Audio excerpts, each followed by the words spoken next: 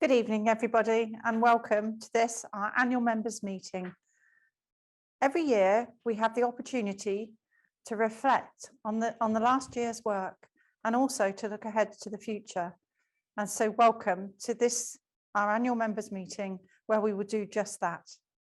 We've put together a programme of live presentations and pre-recorded videos to give you a flavour of some of the work that's been happening across our trust to respond to the pandemic whilst developing our services and the way we work. Thank you to all of those who've contributed to this evening. The videos and this evening's production has been delivered by Drop the Mask Productions. This is a community interest group, a not-for-profit organisation specialising in IT and media for the third sector, whilst concentrating on employment and training for people with lived experience of mental illness. Just a couple of practicalities. While we're presenting, we won't be wearing masks, but that's because we're in a well-ventilated room and we're more than 2 meters apart and we've taken specialist advice. If you're in a room with more than just yourself, make sure that you keep safe and wear a mask. This meeting will be recorded and we will share the recording on our website. And if you have any questions to ask of our board, at the end of the session, at the end of the evening, please use the question and answer session bar and not the chat bar. If you have general questions during the evening, please do use the chat bar and we will do our best to respond immediately. This last year has been devastating for so many people, and my thoughts are with everybody who has experienced loss or life-changing events as a result of this pandemic, which is still with us. And this last year has tested our health services like no other. And I express my heartfelt thanks to all the staff at Southern Health for their unwavering commitment to the patients, carers, and the families that we support, and for supporting each other. Thank you also to our colleagues on the Trust Board, our governors, and thank you to Adrian Thorne, our lead governor, and also to Ron Shields and the executive team. I would also like to thank all of the organisations that we work in partnership with. Without your partnerships, we couldn't do the things that we are able to do. We achieved so much together. I'd like to thank our Mental Health Act review managers who've been with us for so many years and do their work voluntarily.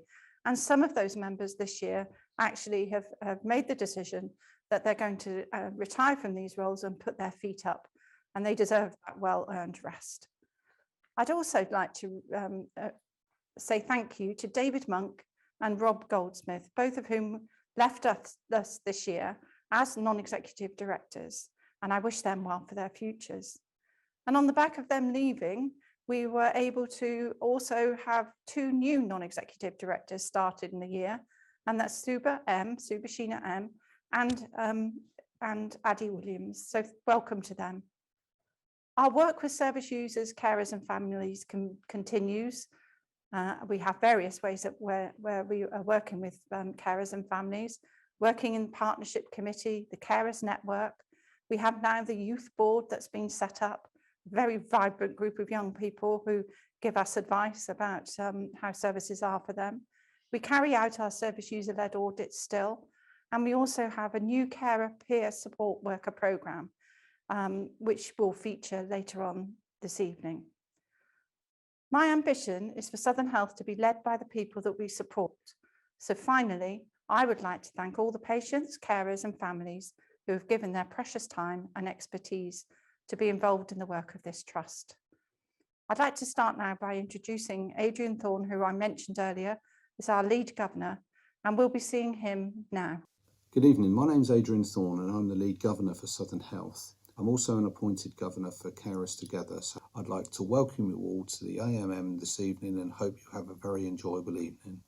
First, I'd say a few words about the PASCO review, which took place in March.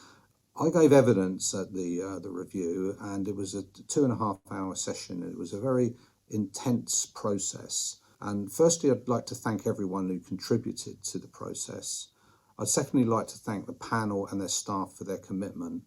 and also thank Southern Health staff for the support that they gave me in terms of preparation. What really strikes me is the progress that we've made since 2016 and how it feels to me a totally different trust to be working with.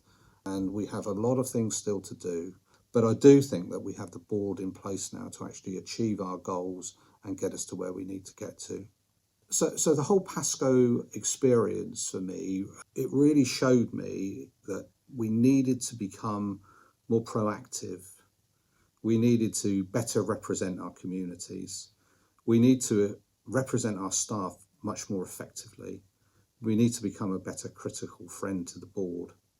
We need to be having better and more effective engagement with our members. And also we need to be driving the agenda for the Council of Governors meetings so that we're talking about what it is that we want to talk about. We now have an action plan in terms of modernising the way in which governors work. We have actually now started work on a governor's annual report. This is something that was actually brought up in the Pasco review by one of the panel members, and I thought it was a really good idea. It's a report that's going to, in effect, set out what it is we're aiming to do, how we're going to do it, and also it will be reflective as we move forward to actually look at how well we have achieved or not achieved what we set out to do in the first place. It's really hard to believe that a year has passed and so much has happened and so much is still going on. I work as a mental health review manager, and so I see quite often the frontline staff working with our patients and our carers, and the quality and resilience of our staff is something to behold. And I am so very proud of all of our staff, be they frontline staff, support staff, corporate staff. Everybody has really pulled together and has put the patient first, and I think that's a real credit to all of them. I'd like to also thank the board. In terms of where we're trying to go as a Council of Governors, I think that the board has really shown a great deal of support to actually embrace the ideas that we've got and actually be really helpful in terms of trying to put things in place which makes us more effective and also helps them as well, I think. I'd particularly like to thank the Chair for her support in the last year. The highlights for me, firstly, watching our staff giving their best for our patients and carers has been incredible, and I'm really grateful for that. I think the carers' work that has been undertaken in the last year has been a real credit to the Trust in terms of the way in which they've approached that. I think we've made really, really good progress. My ambitions for the Trust, I want our board to lead us to be the best that we can possibly be. I want a consistent care planning process for patients and carers across all of the Trust. I'd like to support an added focus on diversity inclusion for the Trust, and I'd like to engage with our families much more proactively. I'd just like to wrap up by wishing everyone all the best for the future and hope you enjoy the rest of the evening. So for those of you who have the pages open, they are available for people to see. If you could have a look at them, and we will go through them unless anybody raises any issues. On page 1, this is for accuracy. On page 1, that's the list of people who attended the meeting, and over onto pages 2 and 3.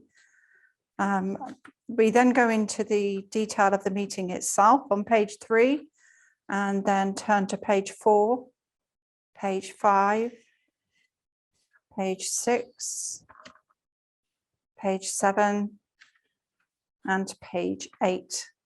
And if there are no issues, that means that we can agree the minutes as an accurate record of last year's meeting, and I will go ahead and sign those and place them on record.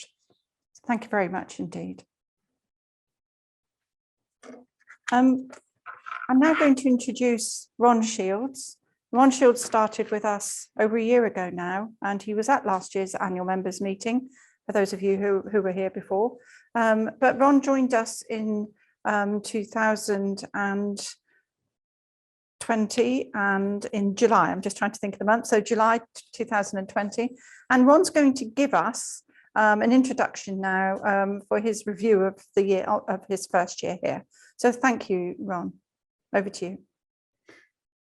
say this last year has been a challenge is a significant understatement. The impact of COVID, we're now learning to live with COVID as a society, as an NHS and as a trust, but it's still impacting significantly for all of us in all that we do.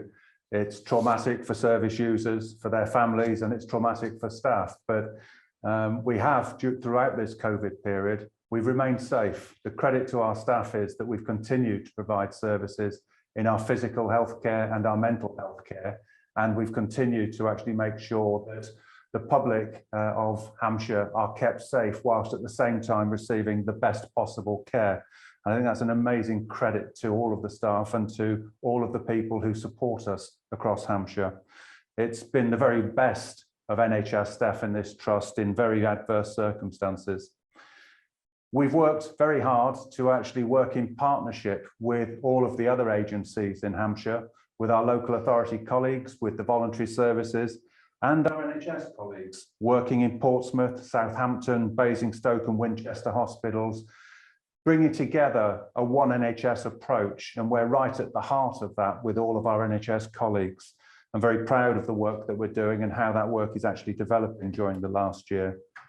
During the last year, we've also collaborated with others to try and secure important specialist services. So we have become part of a forensic collaborative with Oxford.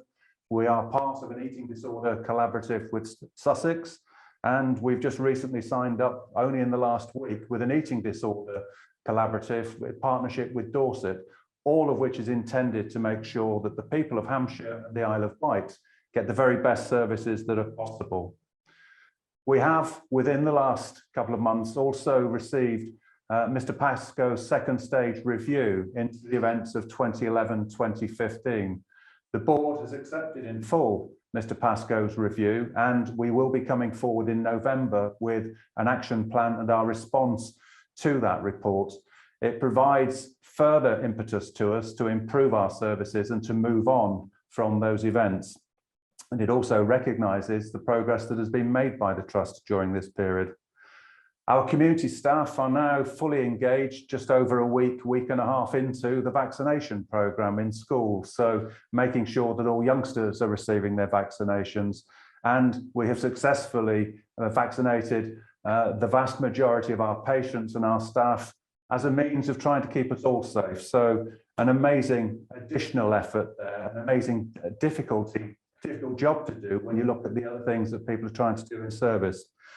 And we've also made positive progress in how staff feel about the organisation as reflected in our staff survey, but we know that we've got a lot more to do to be the very best employer that we can be. So I'm not going to say any more at this stage, other than to actually introduce a video which actually highlights some of the great things that the people of this organisation have been doing.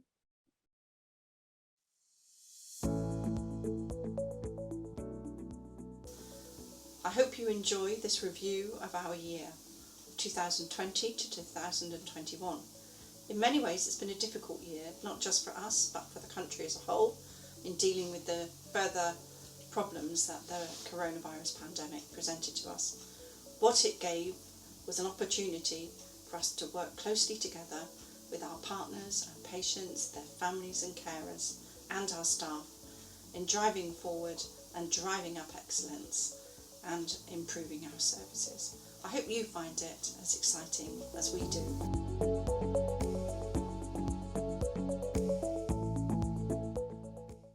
Our school nursing service launched a new text messaging service, Chat Health, for 11 to 19-year-olds.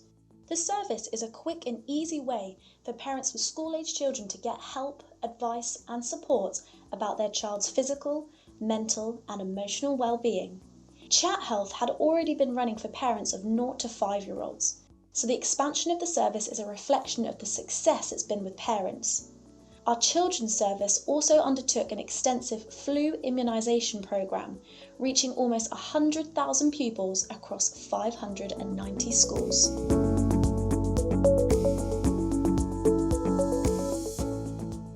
The Trust launched and led an international research effort into the effects of COVID-19. The findings of this research helped to inform the World Health Organization strategy and is informing the way we respond to the mental health implications of the pandemic on our society. The study will finish at the end of September 2021, with over 150,000 people having already taken part. In September 2020, we opened Ashford, a purpose-built 10-bedded ward specifically for adult men with a learning disability who have been detained under the Mental Health Act. With a multidisciplinary team of nurses, support workers, occupational therapists, speech and language therapists, social workers, psychologists, and psychiatrists, Ashford provides a safe, secure, and patient-focused environment.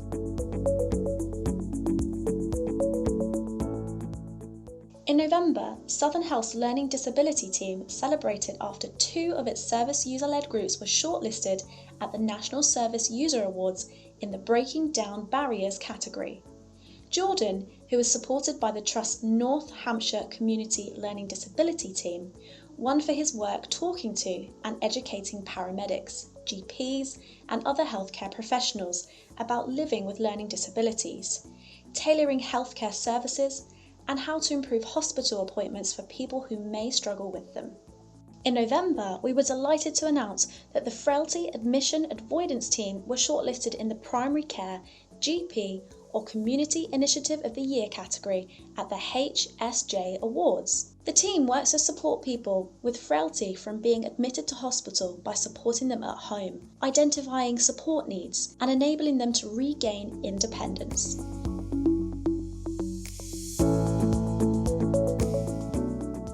In February, we announced our plans to develop 2 new mental health wards for Southampton and Basingstoke, totalling 28 beds, dedicated to supporting some of the most vulnerable women in Hampshire. Both wards will provide much-needed mental health provision to women in crisis, preventing the need for treatment to be provided further afield. Patients have been closely involved in helping to design and name the new wards. Following its completion later in the year, the newly completed ward in Basingstoke, Cherry Ward, was featured on ITV.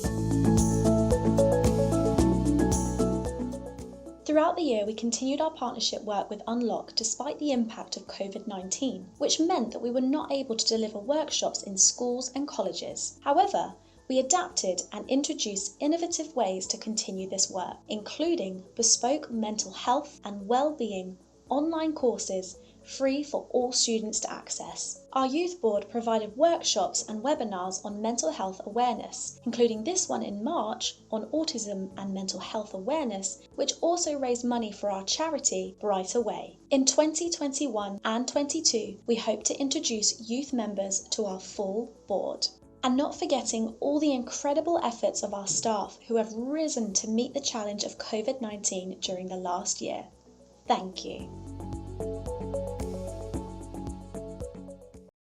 Small vignettes of some of the things that our amazing people have done over the course of the last year in the most difficult of circumstances, but the inventiveness you can see through those short videos. I'll just say a few more words about some of our plans for this year and what drives us for the rest of this year. We're absolutely focused on the development of the integrated care system and looking at place, looking at localities within Hampshire, where our health visitors, school nurses, district nurses, the OTs, physios, and the mental health teams, and many others work to actually provide the very best services that are possible for our population. We will be focused on supporting individuals to a greater degree than we have, individuals within their families and in their communities and in all geographies of Hampshire and the Isle of Wight. We'll be further developing our partnerships, not just with our local authorities and the other NHS organisations in Hampshire and our GP colleagues, but also our academic links and strengthening the ability that we have to be able to be excellent in research, but also a place where we provide the platform for research and the very best of teaching and education, and for that to improve our services. We will be working very much with partnerships with users and families. That is a key strategic development for us. We have to get ever better at the way in which we engage with families, and that's one of the lessons where we will always be seeking to improve. Our commitment to being the best employer. Our staff need to feel, all of our staff need to feel positive about this organisation and it being the best place to work, and that encourages them to give of their best in their services to the people of Hampshire. But we also want to put the principles of recovery at the heart of our mental health service, to actually have that as the foundation stone of how we actually think and organise our approach to mental health, and developing that hope and developing that partnership with people who use our services, so that genuinely we deliver the very best of services in ways that fit the needs of people, and people help shape and take control of their own lives. That has to be the driving principle of our mental health services. And all of our other services will continue to do the very best that we can do to get the best possible NHS services for the people of Hampshire. Thank you, Ron. Thank you very much for your speech, and also for that wonderful film taking us through the year. Again, we have to do a rather more formal part of the meeting, which is where I introduce to you the annual accounts to be presented by two presentations, one from Paula Hull, who's our Director of Finance, and from Sasha Lewis, who's our external financial auditor. Thank you very much. Hello, my name is Paula Anderson and I work for Southern Health and I'm the Finance Director. Clearly, the start of the financial year for 2020-21 was just as we became aware of the impact that the pandemic was going to have. We could never have estimated that fully, but we started to have a sense of it. So the financial arrangements for the year were changed by NHS England, and the intention of that was to enable as much support to go to frontline services as possible, to reduce the burden around things that they could allow us not to do, but to still maintain a sense of strong financial control. They also wanted to give short-term assurance around being able to make decisions quickly and not being worried about not being able to afford to do that. And they also wanted trust to have good cash flow so that they could pay suppliers quite quickly, just in case suppliers out there that were helping us to provide food or people or any of the equipment that we need, if they were experiencing cash flow problems, that we wouldn't be part of that. So there were really different arrangements put in place for the financial year, and that had a significant impact on our numbers. I'm going to take you through the key headlines from the 2021 financial position. We were able to achieve a 0.1 million surplus in year. There are some technical things that are non-cash related that we need to carry out, that means that the bottom line in the accounts showed a deficit of 2.6 million. But in terms of the way that we are measured by NHS England improvement, we were effectively a break-even. This was slightly better than planned, as it was unclear during the year as to the final levels of income we would receive. As those became clearer, we were able to break even. Our total income was just under 384 million for the year. Most of that came from our local commissioners and NHS England, with a small amount made up from the education and research and development income. Our spend was just under 384 million, of which 72% relates to staff costs and 10% for premises. Cash balances at the end of the year were high at 46.8 million, and in year we were supported by advance payments from commissioners in line with the changed financial arrangements. Just to understand a little bit more of the detail, our income was higher than the 1920 income by £46 million, which is obviously significant. Some of that was investment in new services around mental health, but the majority of it was to respond to COVID. Our COVID-related expenditure was £17 million, and that included the cost of additional staffing capacity for the increased beds that we opened to help reduce and risk infection or transmission. We needed to work in a different way across all of our sites that minimised people coming into sites, but when they did have to come in, that they were able to do so in a safe way. That meant we needed to make changes to building, changes to the way that people worked, and obviously it included a significant digital acceleration across the organisation. PPE was a big cost last year. It was 3.3 million, and that enabled our staff to practice safely and to keep our patients safe. In addition, there were costs because people couldn't take their annual leave during the year for obvious reasons. We needed staff to be able to carry forward their leave so that they can take it this year, and we needed to financially provide for that last year. That was £4.2 million. In addition, we saw an increase in spend on agency staffing. Some of that was around increased locum doctors, but it was also around additional staff to support services and to support new capacity. Clearly, with the support from NHS England Improvement, we were able to cover all of that expenditure.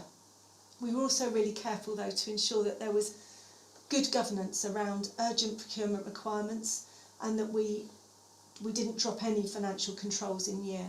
Where possible, we tried to reduce the burden of the divisions in financial controls and tried to put in extra support from the corporate team. We were able to continue to reduce our use of out-of-area mental health beds, and that enabled us to provide care closer to home for our patients, and also reduced our expenditure by approximately £7 million in 2021. In addition, we minimised our use of external consultants. We spent less than £100,000 on that, and we didn't pay out any sort of compensation payments for loss of offices. We were able to reduce our use of mental health beds in 2021. From a patient care perspective, this was fantastic news, and our teams worked really hard to provide care closer to home. There was also a financial saving that we made from doing so of £7 million. And we had good contracts set up with local providers to be able to provide care when we needed beds that were not within the trust. We maintained good governance around all urgent procurement requirements, and we kept all financial controls in place. We didn't make any compensation payments for loss of office, and we didn't make payments to any directors that were not on the payroll. And also the cost of external consultants were less than £100,000. We ensured that we paid people promptly, and I'm pleased to be able to say that 95.1% of the value of all invoices were paid within 30 days. There was no new efficiency target set by NHS England or Improvement, but we did try and achieve recurrent savings where possible to support the underlying financial position within the trust, and we were able to do that to the extent of 9.9 million and made further non-recurrent savings of 8.1 million. All of these things and the work that our teams did every day contributed to us being able to achieve a break-even position. The reason why it's important to break even is that it supports the money we have available to spend on capital. And last year was a really exciting year for our capital spend.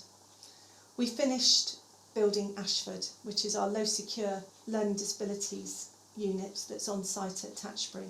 It's a fantastic building, and despite all of the difficulties with building projects last year around how contractors could work and not risk COVID transmission, and also in getting materials, the team did a great job on being able to finish that build, and our patients moved in late summer. We also successfully bid for national funds to reduce our dormitory provision and to increase en-suite facilities in some of our mental health wards. The programme started with work at Gosport and Parklands, and we've been able to make significant improvements to 3 ward areas in the old year, and we continue to do that work this year on Parklands, but also in Melbury Lodge and a 2nd ward at Gosport. As mentioned earlier, we were able to increase our investment in technology, which became really important in terms of supporting people either working from home, supporting our patients remotely via video or calls. In addition, we were able to purchase the MRI scanner for Lymington, which has been installed in the current year, and other medical equipment, all of which helped support us during the pandemic. The final area to think about in terms of our financials is our charity, Brightaway. We're so very, very grateful for everything that people did, both within the trust but also external to the trust, to support funding both directly into Southern Health but also to the national charity, which then was distributed to all. We were able to secure £350,000 last year into Brightaway, and used it in the main to support our staff through wellbeing initiatives, equipment purchasing, and also supported local community projects. There were great fundraising activities despite the difficulties within the pandemic, and we really appreciate everything everybody did to support the charity. We also benefited from gifts from many local companies and national organisations. All of those we used to the benefit of our staff or patients.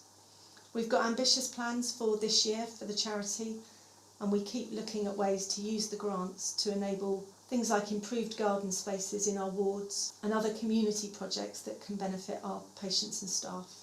Finally, just something quickly around our cash balances. These were really healthy last year. Clearly, I've already mentioned the arrangements that were put in place during COVID to give trusts additional cash flow in year, and we were able to use that to support local organisations by paying on time. The final thing to note on this is that you may remember in 1920 we received a loan of £5 million, which we were able to transfer into public dividend capital during the year in line with the national requirement, which meant that we no longer have any loans. Cash balances will always be important, and it is the cash that enables us to invest in capital in future years. To close, I'm just going to talk briefly about the financial position for the current year, 2021-22. As we ended last year, it was clear that we still were facing significant challenges, and further money was made available for health services. Really helpful, and we go into next year probably under the same remit. To just summarise where we are in the current year, we are achieving break-even. Clearly additional funding has been provided to support COVID expenditure, to support hospital discharge schemes where we are able to take people out of hospital quicker and support the acute sector. We've also received additional investment for mental health in line with the long-term plan and the aspirations around mental health services within that.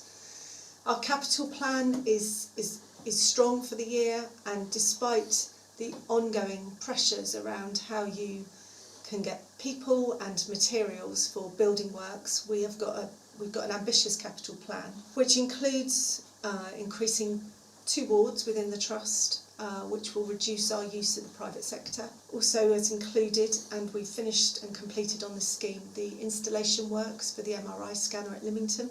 And we continue to do work in our wards around eradicating dormitories and increasing ensuite bathrooms. At this point in the year, I'm really pleased to say that we're breaking even on a revenue basis. We're slightly behind on our capital plan, but we will recover that during the rest of the year. My final point is a big thank you really to all our teams and members of staff who every day are balancing frontline care with operational requirements, with high quality services, and trying to do that within our resources that we have. And I don't underestimate how difficult that is. Everything that you do every day that helps us have good financial management, that reduces waste, enables us to maximise the amount of money that we can spend on frontline care for our patients. Thanks very much. My name is Sasha Lewis, and I am the Audit Director for the Southern Health External Audit. PwC is appointed as the Trust's external auditors by the Council of Governors. Our audit is governed by the NHS Act, the National Audit Office's Code of Audit Practice, and international auditing standards, and we have to comply with the requirements of these regulations. Our responsibilities as the Trust's external auditors include expressing an opinion on the Trust's financial statements, satisfying ourselves that the Trust has made proper arrangements for securing economy, efficiency and effectiveness in its use of resources. We are also normally required to provide assurance on the Trust Quality Report, but as in 2019-20, for 2020-21, due to the ongoing impact of COVID-19 on the NHS, we were not required to undertake any work on the Trust's Quality Report. There were also some key changes to our audit for 2020-21. There were new requirements for value for money, which changed the work required, the conclusions to be reported, and the format of our reporting. A new annual auditor's report is now issued, which includes a summary of our work and findings on the annual report and financial statements, but also includes detailed information on our consideration of the Trust's arrangements for achieving value for money and any significant weaknesses we have identified as a result of that work. Revised guidance was issued by the Financial Reporting Council regarding the assessment of going concern for public sector bodies, which confirmed that in most instances the expected continuation of services was sufficient to demonstrate that a public sector body was a going concern. Based on this, we were able to conclude that the Trust was a going concern and there were no material uncertainties regarding the going concern status of the Trust. We were also no longer required to issue an enhanced or longer form audit report. For those of you that remember our audit report from last year, it would have been 3, 4, 5 pages long, whereas this year we were only required to issue a shorter form audit report, which is a couple of pages long. During the audit, we focus on the following significant risk areas. The risk that management could override controls over financial reporting. In accordance with auditing standards, this is a required significant risk on all audits. We also consider the risk of fraud in revenue and expenditure recognition, which is the risk that revenue and expenditure may be incorrectly recognised. Per auditing standards, this is an expected significant risk on all audits. We also look at the valuation of the Trust's estate. This is considered to be a risk because the Trust's estate is revalued each year. The valuation is judgmental and based on a number of assumptions, and the value of the Trust's estate is significant. We also considered that there was a risk around the Trust's use of resources because we've issued an adverse opinion in this area for the last few years. The deadline for submission of the audited annual report and financial statements to be submitted to NHS Improvement was the 15th of June 2021. We discussed our findings from the external audit with the Audit Risk and Finance Committee on the 8th of June 2021, and the annual report and financial statements were approved by the board on the 10th of June 2021. We issued an unmodified opinion on the Trust's financial statements on the 15th of June 2021. We also issued our annual auditor's report on the 15th of June 2021, which included our findings in respect of the work that we had performed on value for money. We did not identify any significant weaknesses to report as a result of this work. Thank you. Hello, welcome back. It's always down to me to take part in the Spot the Deliberate Mistake competition for the evening. So you may have noticed that I introduced Paula Anderson as Paula Hull. And whilst I have every confidence that Paula Hull, our Director of Nursing, could have introduced the accounts, it's very important that we stick with our Director of Finance, Paula Anderson, in this situation. So I'm very sorry about that to both Paulas. We're going to move now to the question and answer section. And so over to our two new non-executive directors, Suba and Adi, who are going to field the questions to various members of the board team. Thank you. Thank you, Lynn. Thank you, everybody. There's going to be 2 question and answer sessions. So I'll be doing the first one, but keep the questions coming in because Adi will be picking them up at the end. And we've got many of them coming in. So exec, ready or not, here they come.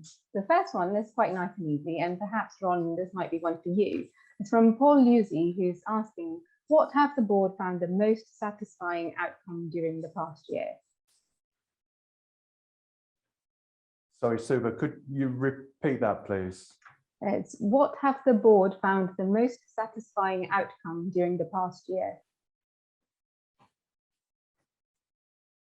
I would say that we've managed to maintain most services in most settings throughout this really, really difficult period of COVID. And that we've done that by working with patients, finding innovative ways of working with people, and for staff being amazingly flexible. I think it's a pretty perfect answer. I think I'd agree with that. That's a very satisfying outcome. Right, the next one. This is quite specific, actually. It is from a service user, I think. They are wondering if the new Women's Crisis Service at Parklands is female only, as in only natal females allowed admission, and excluding all males, including those who identify as women. You'd like to take that, Steve? Would you? Okay, and this is one that Grant MacDonald will pick up. Oh, Grant, Steve, fight over it. Maybe I can start it and Steve can join in, really. I think it's obviously an area that's attracted quite a lot of attention in NHS, but there is clear policy and direction around this. And there are some circumstances where it's lawful to provide a different service to exclude a trans person from a single-sex ward, but only if that's proportionate and it's a legitimate thing to do. So really, when we think about it, any decision must be based in a sort of evidence-based assessment of circumstances, and it balances the need of the trans person and the detriment to them if they're denied access to a single-sex ward. It's the sex, the gender they identify in. So it's a tricky area, but it's an area that needs some assessment, but it's very clear that people that are transitioning, and it's very complicated around certificates and things and where somebody is as part of their transition. But fundamentally, we would look at every individual case, but we would not exclude somebody. People should have a right and do have a legal right within how they identify to be treated in that type of ward. And I think it's a very controversial and it's something we handle very sensitively, but I don't know if Steve wants to add anything to that. Thank you, Grant. I think you said most of it. Just to confirm, really, those that live in a confirmed gender should, wherever possible, be accommodated in that gender presentation. We evaluate every case on a case-by-case basis because there are obviously exceptional circumstances, and really important, we involve that person in the decision about which unit we work and admit them to, so they can work with the staff on that ward to make sure every possible adaptation and adaptation is made for theirs and for everyone else's best comfort and best therapeutic input. Perfect, thank you. I think this individual was asking because of wanting to feel safe. So I think that was a very well-rounded answer. Next question really is on community mental health services. So the question is, what is Southern Health doing to transform mental health services in line with the community mental health framework? How is the Trust planning to co-design and co-deliver these changes? Grant, would you like to take this one? Yeah, no problem at all, Ron. So I think for me, it's the most exciting thing we're doing at the moment, if we can do it well over the coming year or two, and we can co-design it, particularly with people with lived experience of care, but also with their carers, and I think importantly with our colleagues in primary care, particularly GP colleagues, because what we're trying to do really is the national community framework is about an imperative really to integrate care so we don't push people from their GP to mental health and back again and into another place. So it's about trying to really reduce the fragmentation of services and the lack of coordination that people experience so they can have some sense of more joined up care.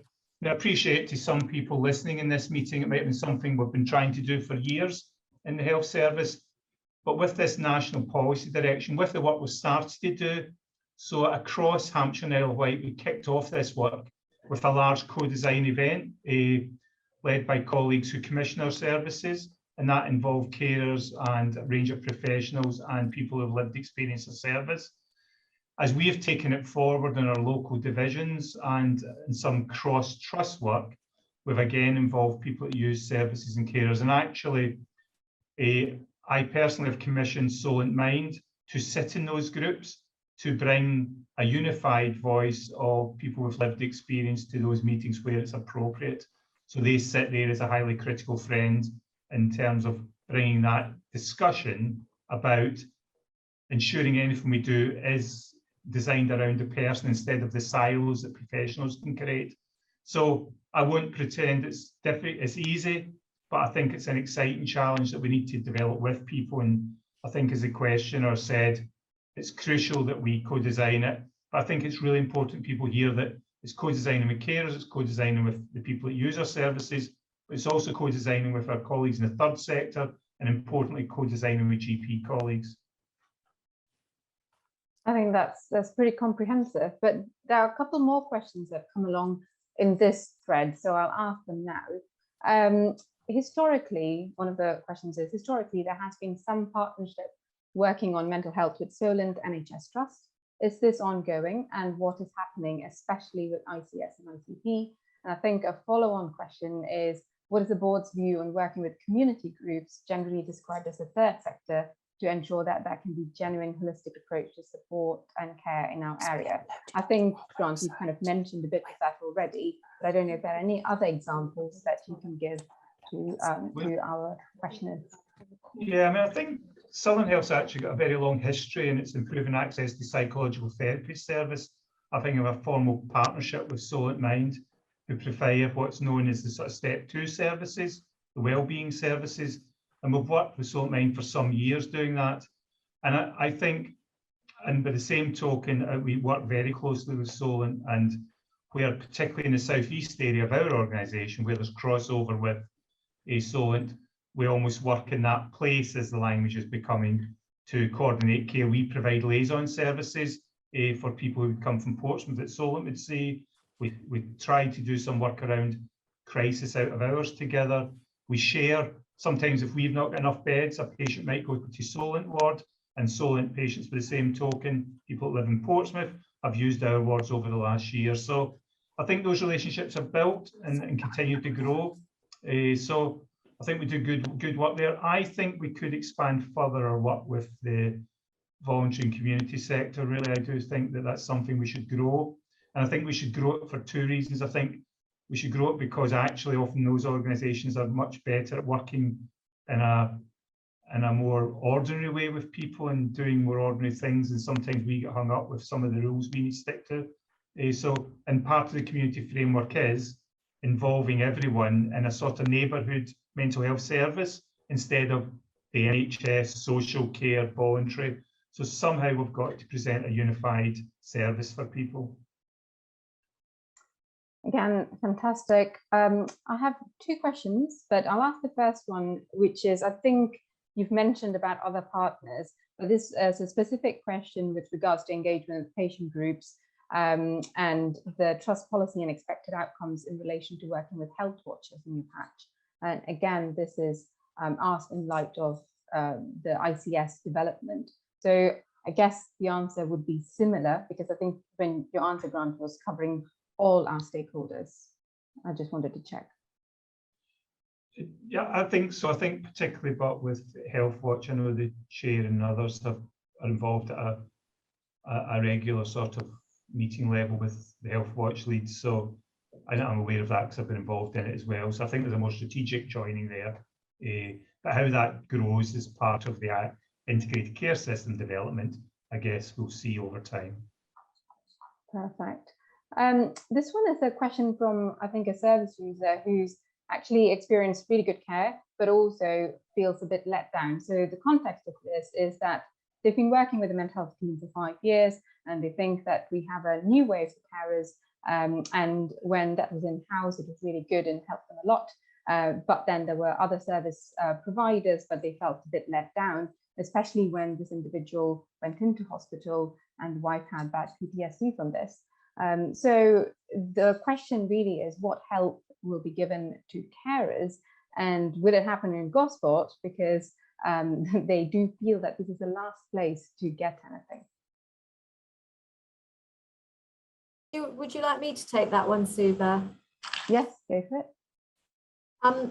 Yes, obviously any individual that is having an issue with provision of support to carers or to patients, whether it's provided through one of our services or a voluntary sector that's working on our behalf, we really want to hear about that.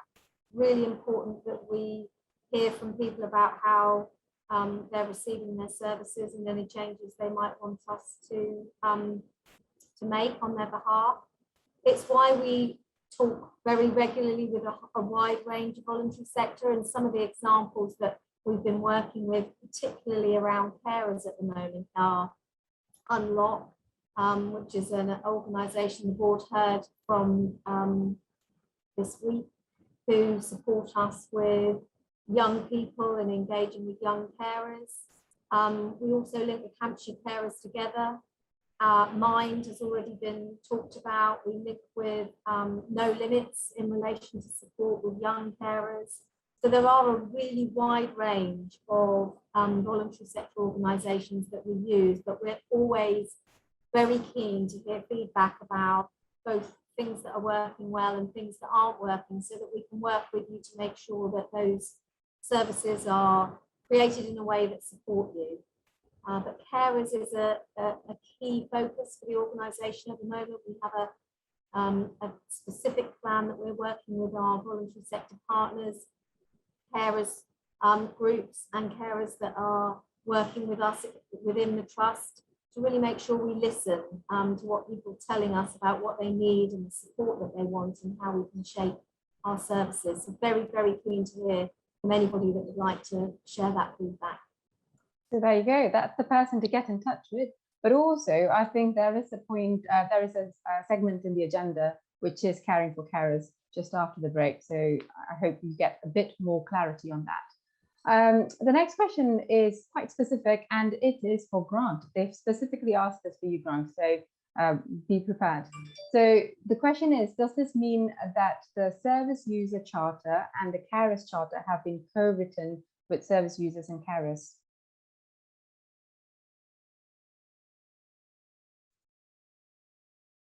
Might be a question for me, but I don't know the answer, Suba, because I wasn't here when Does it was anybody written. know the answer? I would be shocked if it wasn't, disappointed, actually, to be frank. And if it isn't, we should commit today to do it. But maybe Paul or somebody that's been around a wee bit longer than me would know that.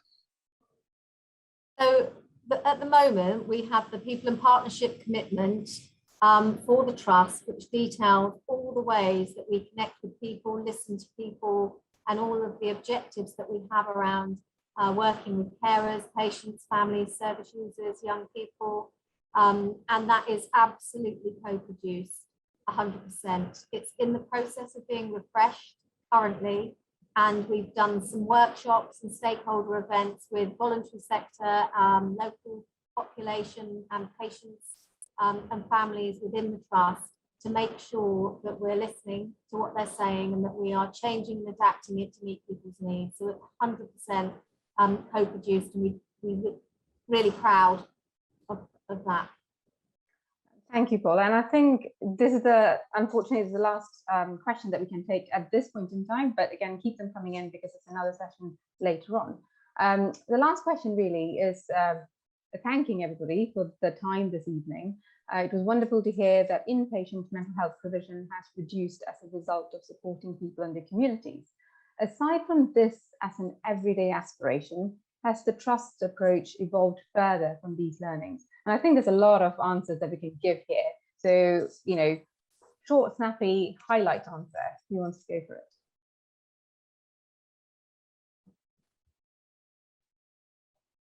Don't all jump at once. Paula, do you want to go? This is about evolving approaches from learnings based on the fact that mental health provision, you know, inpatient has reduced because of the community services. So I think we use the word learning quite freely, I think, sometimes. And actually, it's something that's quite complicated and quite difficult to do, particularly when you're over 200 sites and across the whole of Hampshire. But it's something that we endeavour to do every single day.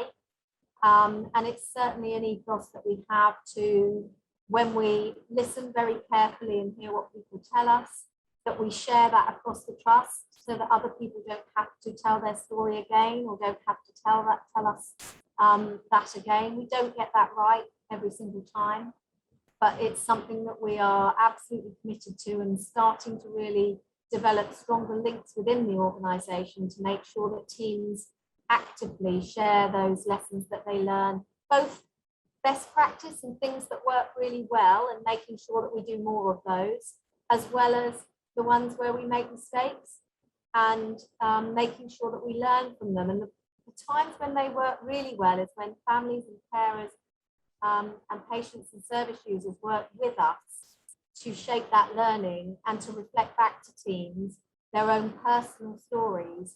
And that's really when we find the best learning takes place. People really take that on board and it really makes a difference to how they work every day.